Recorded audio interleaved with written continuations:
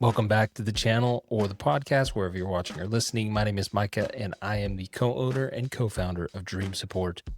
We are a remote executive assistant agency, and we're starting to actually build up a couple of other services and verticals, but more about that later. Today, I want to talk to you about something very specific, very niche, very relevant to the services we provide, because I have this conversation with people all the time. So people don't recognize the cues to who might need a remote executive assistant. And I like to give some verbiage to help us understand who are the kinds of people who would really benefit from a remote executive assistant. And so let me talk to you about that. We call it the cues to who. So here's some of the things that someone might say who would really benefit from having a remote EA. It might be something like, I'm overwhelmed. I'm behind.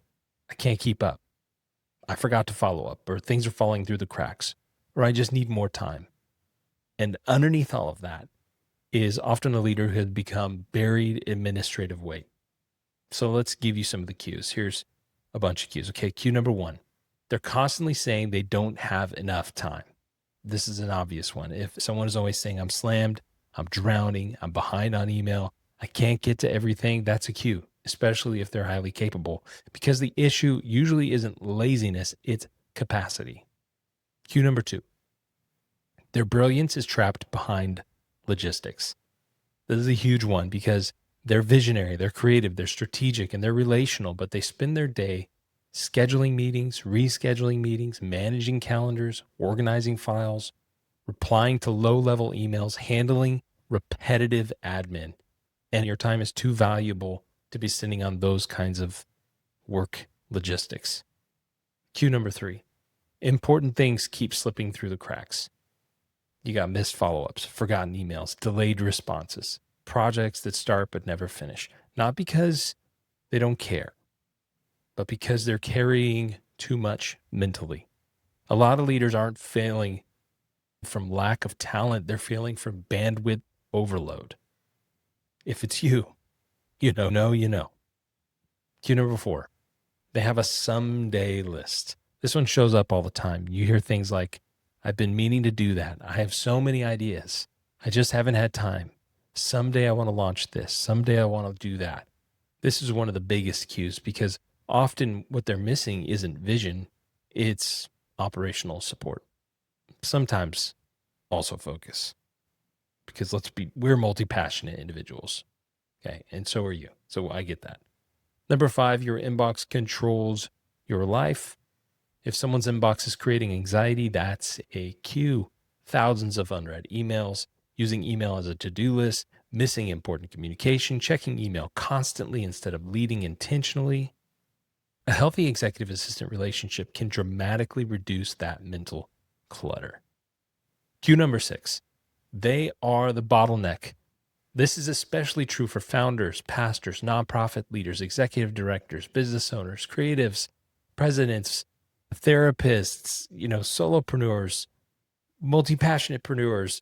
Everything flows through them. Approvals, scheduling, communication, decisions, coordination, and eventually the organization can only move as fast as they can move. And that is dangerous because leaders are supposed to create momentum, not become the traffic jam. Number seven, their success is costing them personally. This one matters the most to me.